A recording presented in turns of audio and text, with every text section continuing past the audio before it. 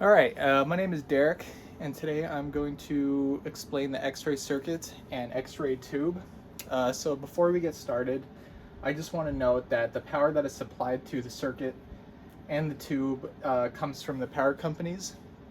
They usually only allow about 220 volts electricity to be supplied to every building, and that actually goes through a transformer that converts that 220 volts to 110 volts.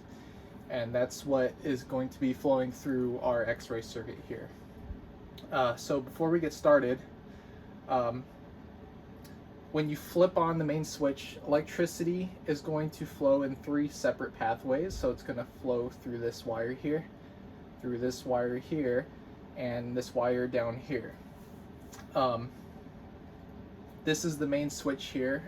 When you flip it on, that's what allows the electricity to start flowing, and it's also it starts the warm-up procedure for the X-ray tube. This warms up the X-ray tube to an appropriate level so that the tube works properly. So when you flip it on, like I said, they're going to flow through these 3 separate pathways. So let's go over this top pathway here. So electrons are going to start flowing through here to the auto transformer. So this auto transformer here is responsible for our kVp, and it works together with this kilovolt meter here. So this kilovolt meter is what's going to read the kVp from the control panel, and it's going to send that to the auto transformer. And this dial here is going to select our desired kVp. So for this example, let's say we want 140 kVp. So you select that on the control panel. The kilovolt meter is going to read that, and it's going to tell this dial here to select 140 kVp on the auto transformer. So all these different dots here represent different amounts of kVp. So let's say this top one here is 20, and this next one is 40, and this next one is 60, and so on and so on. So we want 140. So the kilovolt meter is going to read that, and it's going to turn this dial to 140 kVp. And that's how we get it. We get it through induction. This is the first zone of induction here. There's about 5 in the whole circuit. They don't necessarily go in a certain order, but there's about 5 total in the whole thing. So we have our kVp. Let's go down this pathway here. So down this way, it's going to take us to the variable resistor, and this is going to select our milliamperage. And it works similarly to how the auto transformer works. It's going to select our milliamperage, and the filament ammeter is going to read our milliamperage from the control panel the same way the kilovolt meter does for the kVp, and it's going to send that to the variable resistor, and it's going to choose our milliamperage. So for this example, let's do 20 milliamperage. So we select down the control panel 20 milliamperage, and that filament ammeter is going to read that. It's going to send that to the variable resistor, and it's going to choose 20 milliamperage through induction. This is the second zone of induction. So we have that set. So the electricity is going to flow back up through here, and it's going to induce back into the circuit. So now let's go down this pathway here. So it's going to follow this wire all the way across. It's going to go up here to the exposure switch. Now the exposure switch is what's going to, that's responsible for,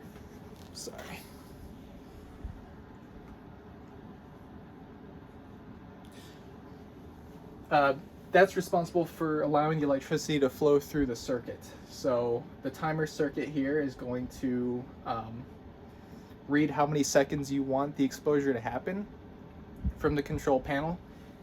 And the way it works is when you hit the exposure switch and electricity starts flowing, it's kind of like a drop bridge. So let's say we want 3 seconds.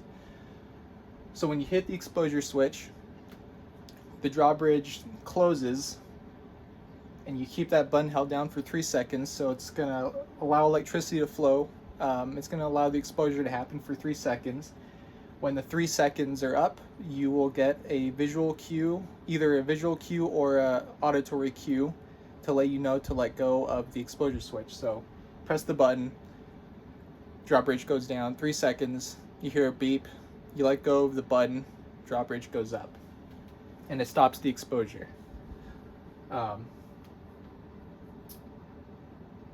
That about covers everything on the primary circuit. Let's move on to the high voltage circuit here. So we have our kVp, we have our milliamperage. So electricity is going to induce into the high voltage circuit. The high voltage circuit needs about 10,000 volts. That is required for the stator magnets in the X-ray tube. So we're going to go from 110 volts on the primary low voltage circuit to 10,000 volts in the high voltage circuit.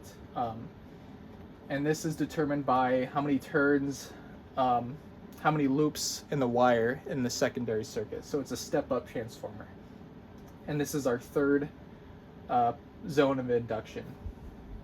So that all happens right here in this area right here. So since there are considerably more turns of wire in the high voltage circuit, the 110 volts on this side are going to induce 10,000 volts on this side. And this meter right here, I don't know if you can see it, but this is going to make sure that we get those 10,000 volts that we need. No more and no less. If we get more than 10,000 volts, the excess will be sent to ground and it'll be used later when we need it. And if it's less than 10,000 volts, then this meter makes sure that it doesn't even move on to the secondary circuit. The meter makes sure it stays back here until we get 10,000 volts, the 10,000 volts that we need. Okay, so electricity is going to flow in two separate directions here on the high voltage circuit. It's going to flow through here, it's going to flow down here. So let's go down this bottom pathway here. So electricity is going to start flowing.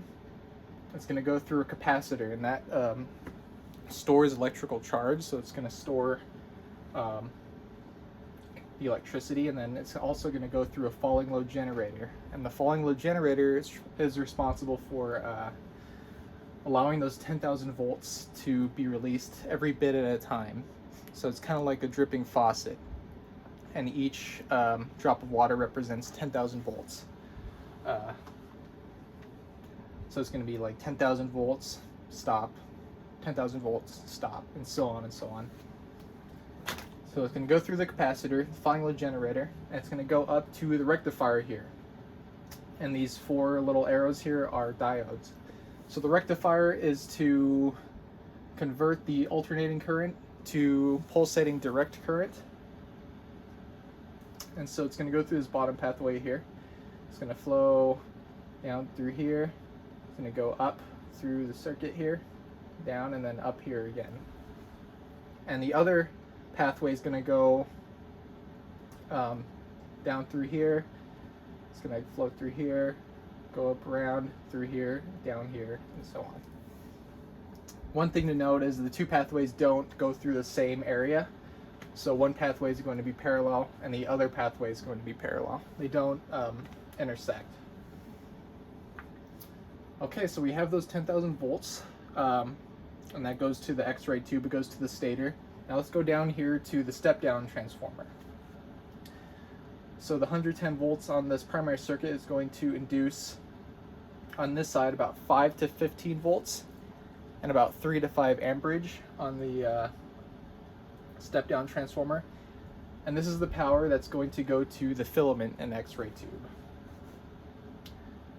I think that about covers the circuit. Let's move on to the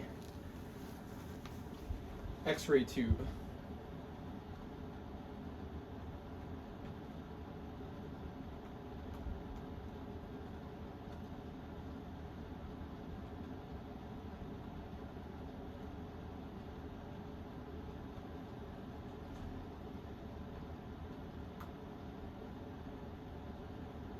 All right. So this here is the X-ray tube. So those 10,000 volts from the high voltage circuit is going to flow to these magnets here, these stator magnets. So the magnetic field for these magnets is going to spin the armature here, and that's what's going to spin the target anode. The anode is usually made out of tungsten due to its high melting point, and it's also hard to vaporize. Tungsten has a melting point of about 3,370 degrees Celsius. That makes sure that the high heat from the thermionic emission doesn't burn through the target angle. And the neck and base of the angle are usually made out of molybdenum and rhenium. Rhenium has a melting point of about 3,170 degrees Celsius, and molybdenum about 2,620 degrees Celsius. So those are all used for the anode usually. These ball bearings here hold the armature in place, and it allows the target to spin. So those 5 to 15 volts that we mentioned earlier are going to flow through the filament circuit here to the filament, and this is going to release a thermionic emission towards the target angle. There's a little area right here called the focusing cup. What this does is it makes sure that the electrons don't it makes sure the electrons flow in one direction to the target angle, and make sure it doesn't fly in all different directions, and it just keeps it going in one place. It's lined with electrons, so those negative charges, the magnetic field, make sure it doesn't fly off. Make sure the electrons don't fly off. So the thermionic emission is going to go through, this is the actual focal spot right here. So you're going to flow to the target angle, and when it hits the target angle, that is going to turn our electrons into X-ray photons through ionization. So when it hits the target angle, they're going to turn into X-ray photons. They're going to flow down through the effective focal spot. That's this area here, and those X-ray photons are going to flow down to the object that we want to X-ray.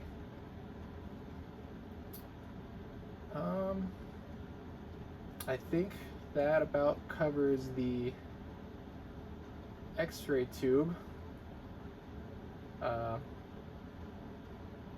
Another thing to note too, neon gas is this area here is usually neon gas is usually used around this area to keep the electrons flowing in one direction too. It keeps it focused. But I think that about covers it. I hope I explained it pretty well. Thanks for watching.